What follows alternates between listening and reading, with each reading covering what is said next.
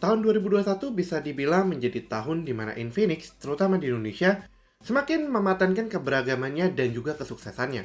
Setelah berhasil dengan laptopnya yaitu Inbook X1, laptop pertamanya Infinix di Indonesia, kali ini Infinix memboyong produk TWS-nya ke Indonesia dengan nama Infinix Xe20. Dengan tagline Great Base dan harganya sangat budget sekali, mungkin TWS ini bisa menjadi entry point bagi banyak orang. Halo Gopals, Ferry di sini dan inilah video review Infinix Xe20 True Wireless Earphone pertama dari Infinix. Let's check it out.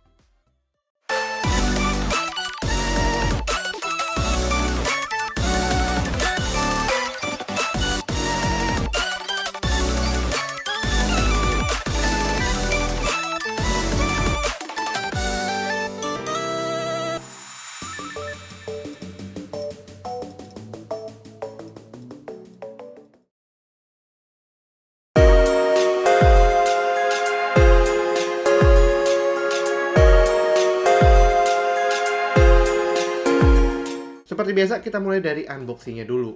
Box Xe20 kali ini warnanya putih dengan highlight di depannya 60 ms super low latency. Ini coba diingat-ingat dulu ya, karena ada something yang akan gue bahas lanjutannya. Di sampingnya ada tulisan Great Base, dan di sisi satunya ada beberapa KSP seperti super clear sound quality, one week steady playback, dan sleek cobble shape design. Bagian belakangnya ada detail teknikalnya si TWS ini. Langsung saja kita buka boxnya dan yang pertama kita lihat adalah TWS-nya sendiri di dalam charging case-nya. Walaupun boxnya berwarna putih, unit kita kali ini warnanya hitam.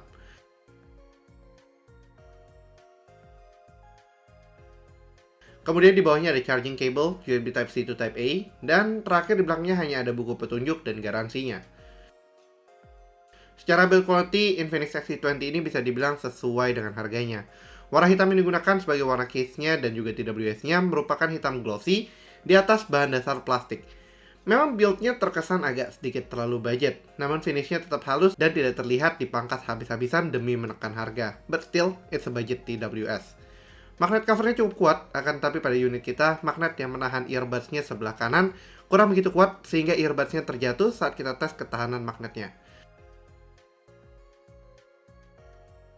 Satu hal yang sangat gue sukai di sini adalah charging case-nya ini dapat diisi ulang dengan menggunakan USB Type-C. Dan I think it's a great move from Infinix karena produk lainnya seperti smartphone dan bahkan laptop dari Infinix sekarang sudah mendukung pengisian ulang melalui USB Type-C. Gak kayak brand beberapa lainnya. Di earbuds-nya sendiri, bentuknya adalah earbuds yang terbuka dan tidak masuk ke dalam telinga. Bentuk ini bisa dibilang bentuk paling generik yang bisa dimiliki oleh sebuah earphone. Finishnya pun masih sama dengan charging case-nya, not a bad thing, tapi tentunya bukan terasa seperti earbuds yang premium. Untuk soal pairing, here's the fun part. Jika kalian merupakan pengguna setia smartphone Infinix, kalian akan mendapatkan fitur yang cukup kekinian. Di sini sampelnya kita menggunakan Infinix Hot 11, salah satu smartphone 1 jutaan yang menurut gue pribadi cukup menuju sangat worth it. Seketika si earbuds-nya dikeluarkan dari case-nya, yang mana statusnya si earbuds ini menjadi ready to pair, akan muncul pop-up pada smartphone Infinix-nya yang mempermudah pairing tanpa harus masuk ke settingan Bluetooth. Furthermore, kalian juga akan diberitahukan status baterai kedua earbuds-nya kalau terpasang keduanya atau hanya satu jika terpasang hanya satu, yang juga sangat mempermudah experience-nya dalam ekosistem Infinix. Ini something yang mungkin jarang sekali kalian bisa dapatkan dalam smartphone dan TWS yang cukup budget. Selain itu, ini juga menjadi pertanda bahwa Infinix akan semakin serius mengurusi ekosistemnya terutama di Indonesia. Sayangnya, seperti yang terlihat tadi, baterai indikatornya hanya menunjukkan baterai dari earbuds-nya saja, bukan case-nya. Dan pop-up ini tentu saja hanya akan muncul di smartphone Infinix saja. Soal kenyamanan untuk digunakan, actually I'm quite surprised. Fit-nya di telinga gue cukup pas dan masih nyaman digunakan. Sebagai sampel, misal gue sendiri menggerakkan kepala dengan cukup ekstrim, earbuds-nya masih tercantol dengan sangat baik di telinga. Ini bisa jadi juga berkat kepala earbuds-nya yang lumayan besar, serta stemnya yang cukup lumayan panjang juga.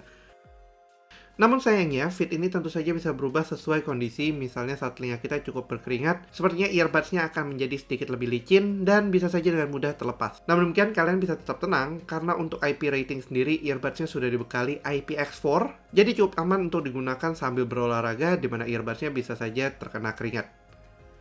Berikutnya ke soal sound quality. One thing for sure, Xe20 punya sound quality yang bisa dibilang cukup oke untuk sekelasannya. Tagline-nya dari XE20 adalah Great Bass, dan tentu saja profilnya lebih bassy atau low heavy. Preferensi gue sendiri sebenarnya lebih suka mid dan highs yang agak lebih menonjol karena kebanyakan lagu pop Jepang profilnya demikian. Jadi mungkin untuk sound quality akan sangat balik ke preferensi masing-masing banget. Mungkin bisa kalian dengarkan dari beberapa audio sampelnya berikut.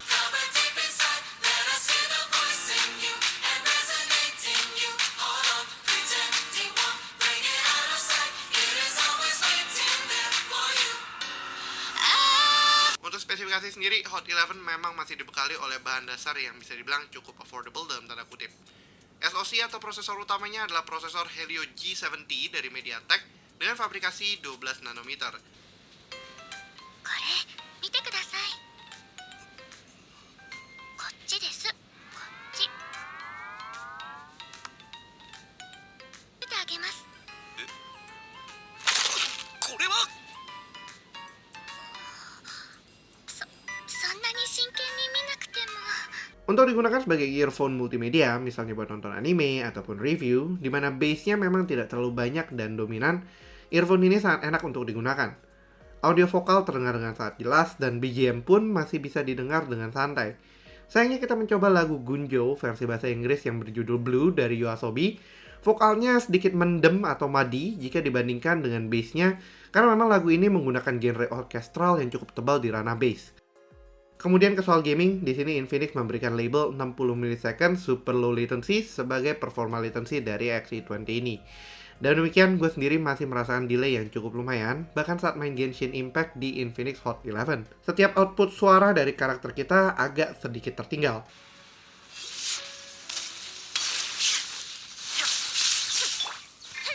Time for a light show.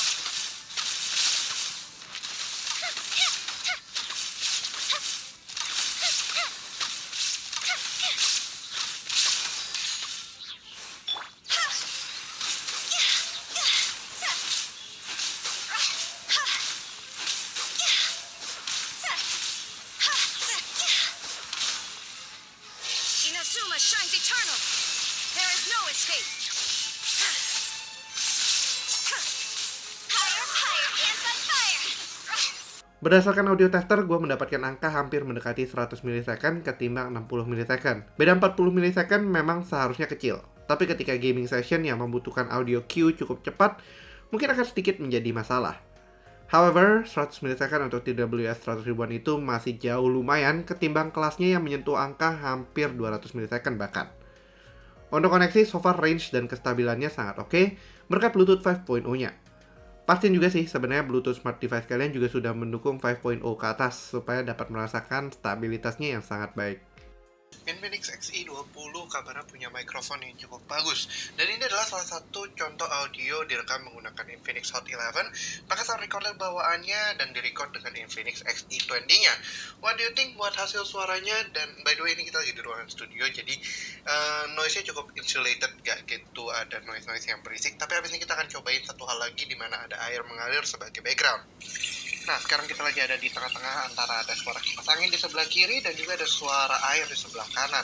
Ini kita masih merekam langsung menggunakan Infinix XE20. Gimana menurut kalian hasil mikrofonnya? Harusnya sih bisa kedengeran, tapi memang ada noise yang lebih berisik dibandingkan tadi waktu kita di dalam studio. Tentunya sebagai comparison, ini adalah suara audio gue sendiri yang direkam langsung dengan Infinix Hot 11-nya tanpa si TWS Infinix XE20 yang katanya punya bass cukup oke dan mikrofon yang cukup oke.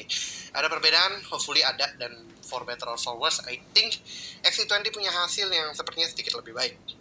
Kemudian untuk ketahanan baterai. So far selama hampir seminggu bersama si TWS ini, gue baru mencharge-nya satu kali saja dengan penggunaan rata-rata sekitar 30 menit hingga 1 jam dalam satu sesi pemakaian. Ini menunjukkan bahwa klaim Infinix cukup benar, yaitu sekitar 1 minggu steady playback tanpa harus mengisi ulang dayanya si TWS dan juga case charging-nya. Kapasitas setiap earbuds-nya berada di 42 mAh masing-masing, dan total baterai dalam case-nya adalah 550 mAh. Kurang lebih bisa ngisi ulang hingga penuh 10 hingga 12 kali si earbuds-nya dari charging case-nya aja.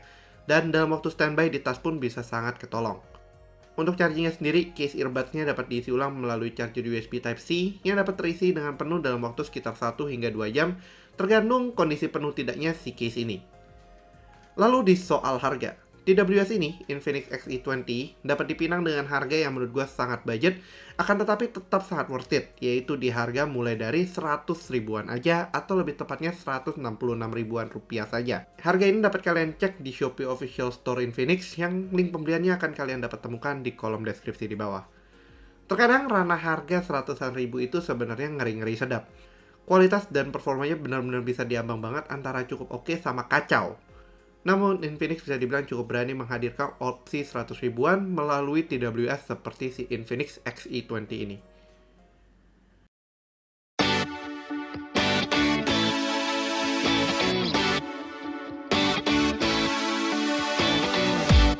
All in all, Infinix Xe20 adalah budget TWS bermerek yang mungkin bisa dibilang cukup worth it di harganya yang cuma 100 ribuan aja.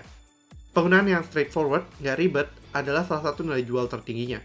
Performa audionya juga bisa dibilang nggak kalah oke, apalagi ditemani oleh mic input yang juga punya performa sangat lumayan.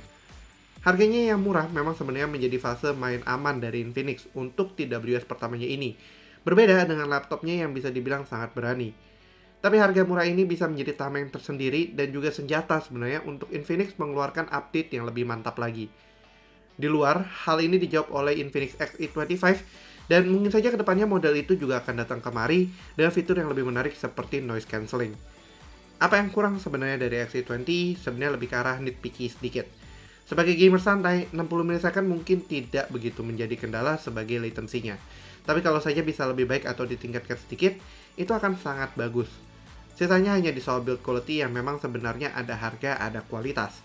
Dan terakhir tentu saja karena belum tersedianya noise cancelling, padahal model earbuds-nya yang open ear membuat kadang suara yang kita terima bisa saja berbeda dengan yang kita ekspektasikan. Tapi tentu saja Infinix Xe20 masih oke jauh ketimbang kompetitornya di sekelasan harga yang sama. At least Xe20 punya worth harga sekitar 250 ribuan sampai 300 ribuan jika dibandingkan dengan peer-nya. Oke lah, sekian dulu untuk video kali ini. Kalau kalian suka videonya, jangan lupa untuk berikan like, share, dan tentunya yang belum subscribe bisa langsung klik tombol subscribe dan aktifkan lonceng notifikasi biar kalian gak ketinggalan sama video kita berikutnya. Yang punya pertanyaan, jangan ragu-ragu juga untuk tulis pertanyaan kalian di kolom komentar di bawah ya Gopols. Jangan lupa juga untuk follow sosial media kita di TikTok, Instagram, Twitter, dan juga Facebook. Dan handle-nya @gwigwicom dan gue pribadi di @fsp+. Thanks for watching and as always, stay safe, stay healthy, and have a nice day. Ferry signing out. Bye-bye.